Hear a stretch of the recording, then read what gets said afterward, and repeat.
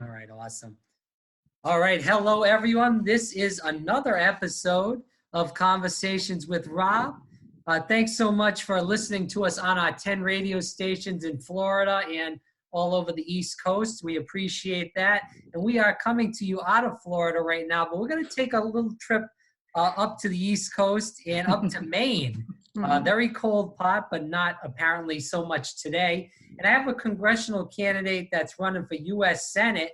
Her name is Betsy Sweet, and she is taking on the Susan Collins, the so-called moderate, that when we have a woman that is in the Senate chambers saying that Brett Kavanaugh sexually abused her and assaulted her, then Susan Collins says she was going to think about voting against him, but she ends up voting for him. And it's a total joke of what went up in Maine. She says she's so moderate, but she votes with Trump consistently. And this person that we will be interviewing, Betsy Sweet, who's running for U.S. Senate against Susan Collins, we need somebody like her that's an environmental advocate, and it was endorsed by brand new Congress. So Betsy, thanks so much for coming on the program, and also thanks for what you're doing. We need a person with progressive values in the Senate from the state of Maine. So thanks again. Well, thanks for having me, Rob. I'm so glad to talk with you, and I couldn't agree more. All right, thank you. All right, so let's just first start out with, can you tell the viewers a little bit about yourself in general, please? Yeah, sure. So, I think that we are in for the fight of our lives. I think when we look at healthcare, what we need for healthcare and the Green New Deal and wage and economic inequality, we need to have somebody who knows how to bring people together and how to lead and be bold on those issues. And that's what I've done for my whole life.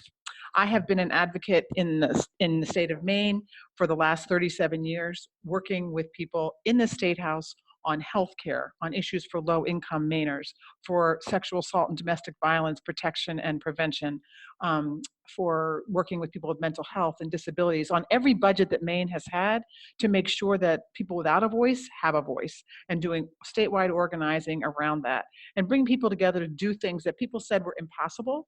Over those last couple decades, we have actually made the impossible possible by organizing, having bold ideas, and moving Maine forward. And I think that's exactly what we need in Washington. Thank you for that answer, and I agree with you 100%. My question is, and I'm sure you get this on the trail as a first-time candidate, and I think it's disgraceful that you do get this question, but I know it comes around. People say, oh, well, you're a first-time candidate. Susan's been in there for so long. She knows Maine values. She's the so-called moderate, which we just spoke about, that she's definitely not. She's extremely right-wing.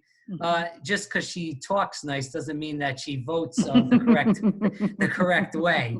But when they say, oh, why don't you run for city council? Why don't you run for town council? Work your way up.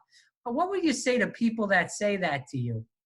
Well, I think two things. One is, I think that I actually I call myself the sweet spot because I can't help it because my last name is Sweet, but I am someone who has legislative experience of almost 4 decades now of writing legislation, landmark legislation like the Family Medical Leave Act. I wrote and helped pass the first Family Medical Leave Act in the country. And then the national one was actually based on the law that we wrote and passed here in Maine. So I have that experience of doing legislation, getting legislative work and key legislation passed, but not having been part of the broken system that I think is the problem right now. And it's the problem that we have. I think the exact problem that Susan Collins has is she has been there too long. She has been sucked into the vortex of DC, and she now is a representative of Mitch McConnell and the Republican Party way more than she is the people of Maine. So I think we need something different. The same playbook that got us into this mess is not going to get us out. And I think I have more legislative experience than any of my opponents in the primary. And I think I have that perfect combination of someone who knows how to write legislation, get legislation passed, but not be part of that broken system. Well, let's talk about the state of Maine in general, because as I said, we have viewers from Florida, New York, and all over the country, and Virginia too. So my question is for you is, can you talk about the state of Maine? We saw that most presidential elections, it goes for the Democratic candidate. Now, Hillary Clinton did win statewide, but because of the proportionality of the Electoral College in the state of Maine, Donald Trump did win a congressional district in the state of Maine. Can you talk about that? Sure. And in your campaign, how are you getting to the Mainers that are Trump supporters, but you know, a lot of these people that voted for Trump, whether it's in Maine or in Florida, they were looking because, in my opinion, you may not agree with this, Trump ran some ways as a progressive in the Republican primary. He said we need universal health care. He said we're going to get rid of the trade deals. Now, he was a con man and he was full of you-know-what, but he did say these things running as the primary, and that's why a lot of people voted for him. Now they're waking up to seeing that he is a con man. But how are you going to get some of these Trump voters in the state of Maine? Well, I think you're right. I think that many of the Trump voters that I'm talking to who voted for him in 2016 are mad, and they're still mad. They're mad because they don't think that the system, the government system, and the way we elect our politicians represents them. They don't think anyone cares about their life. They don't think anyone cares about it because it has not served them. They say the economy's doing great, but you know what? They don't have one job. They have 3 jobs to make ends meet. You know, they say everything's going well, but they still can't pay for health care. They can't pay for their kids' college education. So, you know, the system doesn't reflect them at all. So I think a lot of what people in Maine anyway are looking at is they're mad and they want to poke the system in the eye and say, hey, you need to listen to me. You need to represent me, not big donors. Now, I think a lot of people thought that Donald Trump was going to be that guy because he had all his own money and he didn't need him. But that, of course, has not been the case. So I think as I talk to Maine voters all over the state, you know, we're an independent lot up here. And I think 2 things that people across the country need to know is we're independent and we are a pretty progressive group of people. If you look at the referendums that we pass in Maine, when we have to bypass the legislature and all the moneyed fueled interests that being represented in the legislature, we pass the expansion of Medicaid going towards a Medicare for all overwhelmingly in the state. We pass increasing our own minimum wage in Maine, which is considered a poor state. We pass legalizing marijuana. We pass ranked choice voting. We pass taxing the rich to pay for education in overwhelming margins, because those are the things that are going to help people's lives. And so it's not true that we are more conservative. What we have to do is capture that anger and that rightful anger, I believe, and say, okay, there can be a different way. And that's what we are capturing all over the state. You know, I ran for governor in 2018, and most of the towns that I won in the 2nd district, which is where Trump won his 1 electoral vote. So I think that, again, when we can talk to people, and the other thing I would say, Rob, is that I share people's lived experience. I'm a single mom of 3 daughters. I live that I can't always pay the mortgage and the property taxes and the college tuition and the healthcare premium on the same month. I live that, and I've lived it. That's my background. That's how I grew up. That's where I am. So I think people feel that and get that. And the last thing we need in Washington is another millionaire who doesn't get what working families are like. Betsy Sweet running for Maine as a U.S. Senate candidate. Thanks so much. Let's talk about, you talked about in the last answer about the independent streak of Maine. We look at independent Senator Angus King as one of the senators in the state of Maine. But we do go back to 2010, I believe, where Paul LePage, who was, in my opinion, Donald Trump's mini-me. He was right. That's what he called himself. I'm Trump before Trump, I think that's what he said. He was Trump before Trump. I mean, you got a guy that's a whack job over there, and what he tried to do and what he did to the state of Maine was abysmal.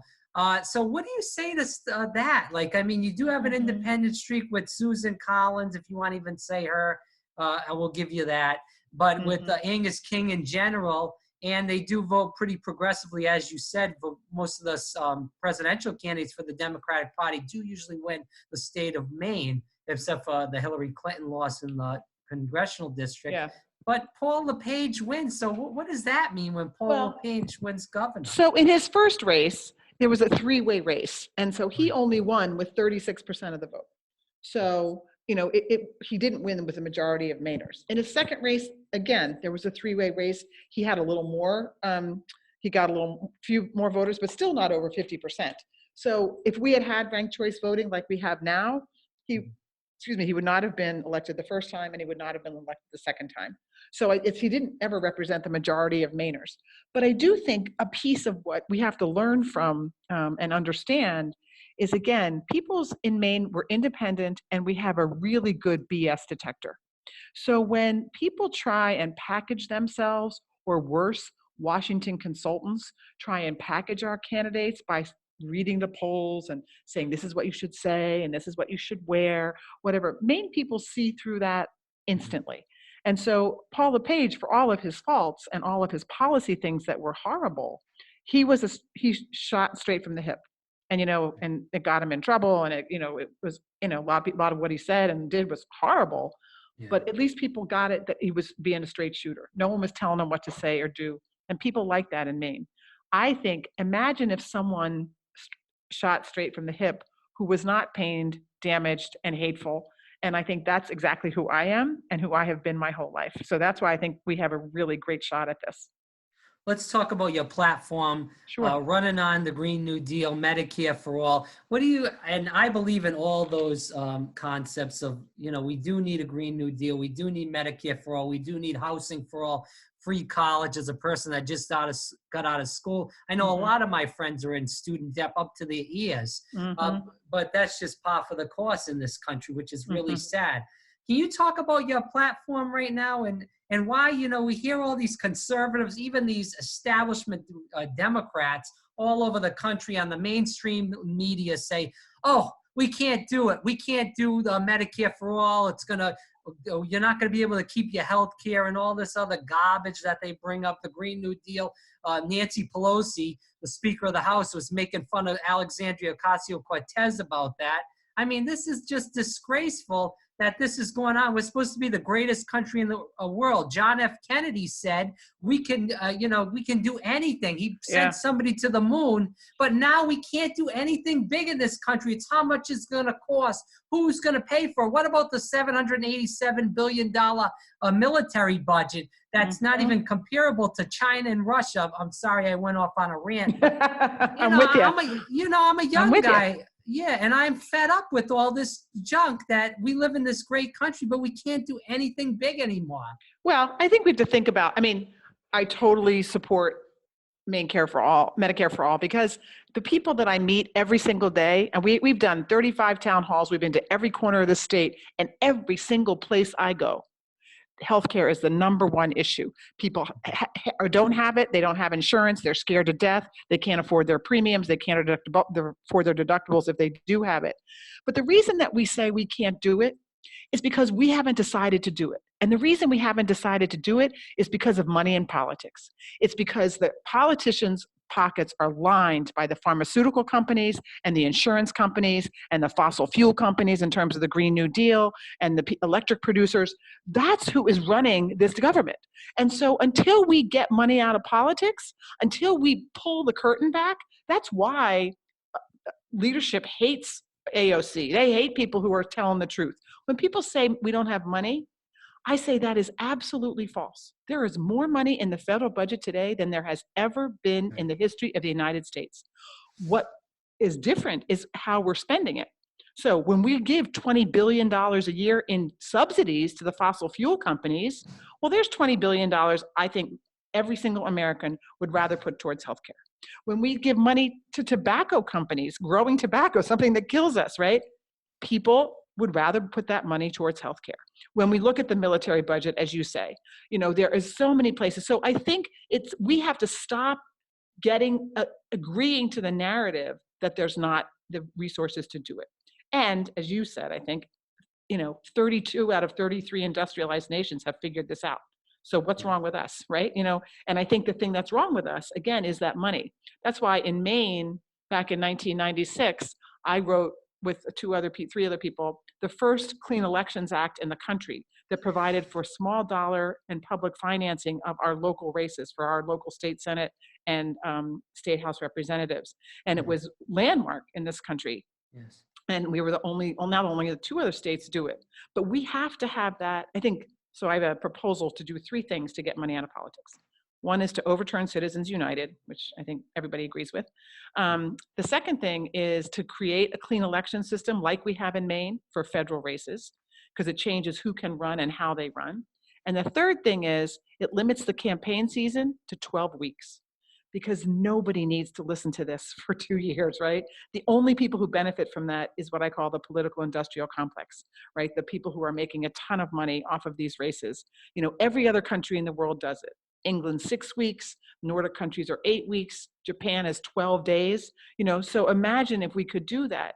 And I think one thing to be clear about that is you could say you're running 3 years out and go talk to people, do what I think democracy is about, do what I'm doing, going to people's living rooms and meeting halls and Grange halls to talk to people. But what you couldn't do is raise or spend money except for that 12 weeks. Can we talk about in Maine, they did pass a couple of years ago a voting system, ranked choice voting. We see Yeah. a lot of people all over the country saying this is a great system, and you're seeing it firsthand as a person in Maine. Can you describe that system? And Yes. also, didn't that ranked choice voting was the reason why the Democrat running for Congress in the district over there, Jared the Democrat Golden. won? Yeah, it's why it's the only reason Jared Golden won. And so ranked choice voting is awesome. And I helped really worked hard to make sure that that passed twice, because they tried to, we passed it once and then they said, no, no, no, no. And we said, no, no, we mean it. We mean this. So basically, and I ran in the ranked choice system when I ran for governor in a 7-way primary for the Democratic primary 2 years ago. So basically what you do is when you get your ballot, you say, okay, here's my number 1 choice. Let's say Rob's my number 1 choice, Betsy's my number 2 choice, and Freddie's my number 3 choice, and Susie's my number 4 choice, let's say. So as long as nobody gets over 50% in the first round, then they look at all the votes, and if no one's over 50%, they look at that last person who got the least amount of votes, and they take their votes and they go to their number 2 votes. So the first person's out, so that doesn't count. So now their number 2 vote counts, and they redistribute that to the other candidates. And then again, if nobody gets over 50%, they do the same thing with the next candidate until somebody gets over 50%. So what that does is make sure that the candidate has the most support of the most people. And that's, you know, and to me, that's the way democracy should be. And I think, imagine for a second, Rob, if we, and your viewers, if we had ranked choice voting in this Democratic primary. You know, if people could say, well, I really love Bernie, but if he's not going to make it, I really love Elizabeth. Or, you know, I think that progressives, if you add up Bernie and Warren together, they knock everybody out, right? And so that's where most of the voters are, as opposed to one person, you know, and then they also, you have that momentum behind you going forward. It also cuts down on negative campaigning, because if I want to be your number 2, I can't trash you because I want your supporters to vote me as number 2. And it also, the other thing that is it keeps people, people aware and paying attention to the race through the whole race. Because if I decide early on that you're my guy and that's all there is, then I stop paying attention. But if you're my guy, but I have to figure out that my other 3 people, that I keep paying attention. And then at some point I might say, you know what? I actually like this other person better. Or I like their, you know, so it makes it a much more fair and fluid system that's really focused on issues. Right. I do want to get onto your race, your primary, which is pretty crowded right now with candidates, and there's still candidates apparently expressing some interest. Apparently, it seems like the person that you're running against with Sarah Gidden, who she's the Speaker of the Maine House, what would distinguish you as a better candidate against her? Well, couple things. One is that I support Medicare for all. I support a Green New Deal. And I not only support getting money out of politics, but I wrote the damn bill.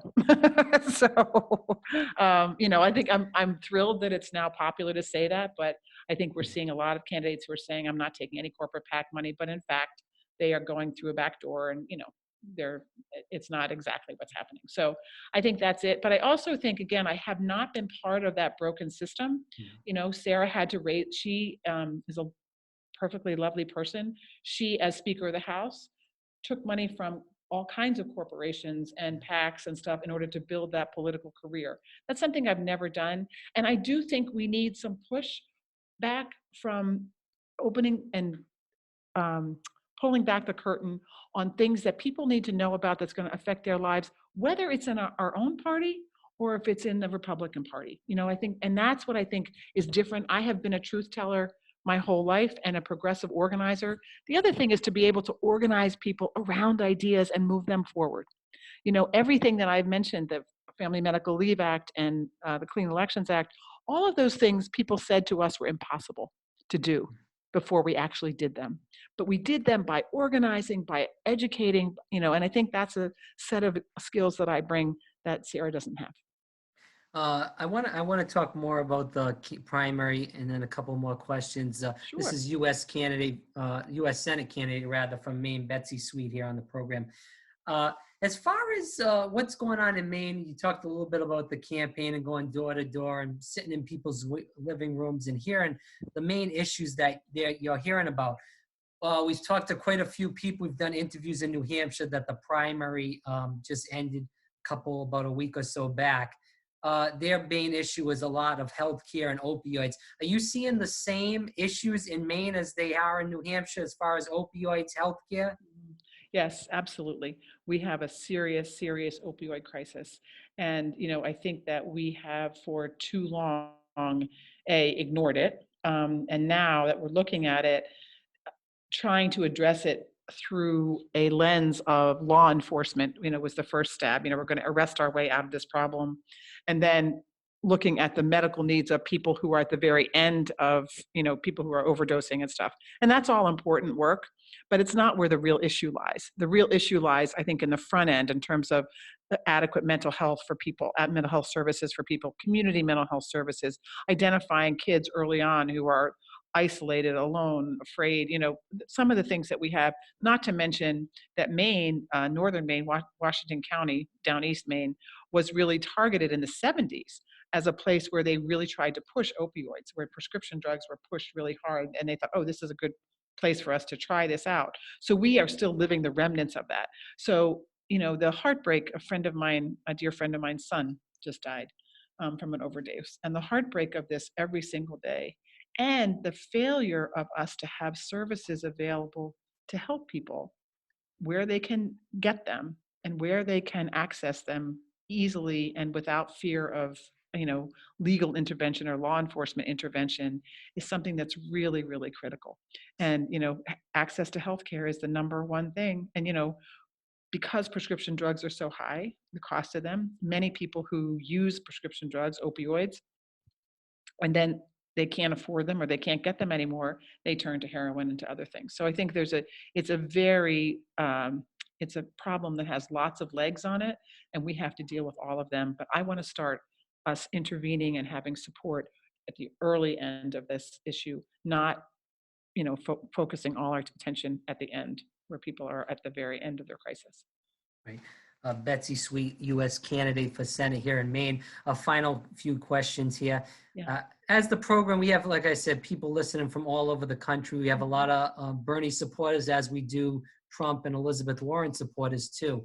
We see that the candidate, the campaign right now, as I said, it went from New Hampshire. We just seen Nevada with Bernie Sanders with another big win there. And now we're off to South Carolina and on to Super Tuesday. What do you believe as far as candidates go? We see, as you said, the progressive wing has really taken over the Democratic Party, it seems like. As far as in Maine, you spoke about the progressive nature of the electorate in Maine. Do you feel like Bernie Sanders will win the state of Maine if he does face Donald Trump because of his progressive values? Yes, he will. I'm pretty sure he's going to win the state of Maine. He won back in 2016 overwhelmingly. Now we've switched from being a caucus state to a primary, to a voting ballot, a ballot box state. So it's a little bit different, but I still think he's going to win overwhelmingly. And I would be surprised if Warren doesn't come in second here. So I think that. Again, I don't think that the labels about progressive and stuff, I don't think they matter here in Maine. What people say is, I can't afford my health care, Betsy. The backbone of our economy is the ocean. Lobsterman, my grandpa was a lobsterman, lobstering, fishing, shrimp, scallops, right? Our ocean, the Gulf of Maine, is getting warmer faster than any other, second fastest warming body of water in the world. So we are seeing things, and our logging industry, our agriculture industry, dying because of climate change. So it's not just an interesting political issue. It is the lifeblood of not a Democrat or a Republican or a progressive or not a progressive, of all of us. And people are saying, we are dying on the vine here and we need help. So those jobs are going away, as you said, with the lobstermen and the warming of the oceans. Those jobs are going away. The logging and stuff like that. What is your proposal to? Obviously, you can't yourself, get rid of climate change by yourself. But how would you try to not? I guess the right word wouldn't be bring those jobs back, but I guess transition into those people into a different industry. Or what would you do about that? Well, I think there's two things we have to do. One is obviously to stop the warming of the ocean through bold climate action. So that's number one, which I 100% support. And the great thing is that Maine is really poised to be one of the epicenters of green energy production in the country. Between the ocean and the wind and the sun and our availability of all of those things and incredibly smart, innovative technology that's happening here in Maine, we could produce the vast majority of the green energy for New England. And so to me, the climate crisis is a crisis, but it's also an opportunity for Maine. And we'd have to do, a just transition, and we'd have to help with retraining people. But I think we could be a national center for that as well. And so to me, that's something that we really need to invest in and get federal dollars, that $20 billion in fossil fuels I talked about, getting some of that money funneled into actually alternative energy production and transmission is huge. And so I think that's a big opportunity for Maine. Last question. We've seen in 2016 what the Democratic Party did to Senator Bernie Sanders. We see the debacle in Iowa of what happened with the app, and we never really will probably find out who really won that race in Iowa. We also see a lot of distrust from the Democratic Party in general. The DNC is really a hated place as far as Democratic voters. They do not respect the leadership there. We see a lot of issues with the DNC having trouble fundraising. Do you worry about the Democratic Party, about beating Trump? I mean, you do have a person like Bernie Sanders, Elizabeth Warren, also two progressives running for the presidency, which I think are very qualified, and they're the only two candidates that can really strongly beat Trump badly. But we worry about the problems of the DNC with the election issues. Do you also worry about that? I think it's time for people to take back the Democratic Party and our government. And I think that this is an incredible opportunity to do that.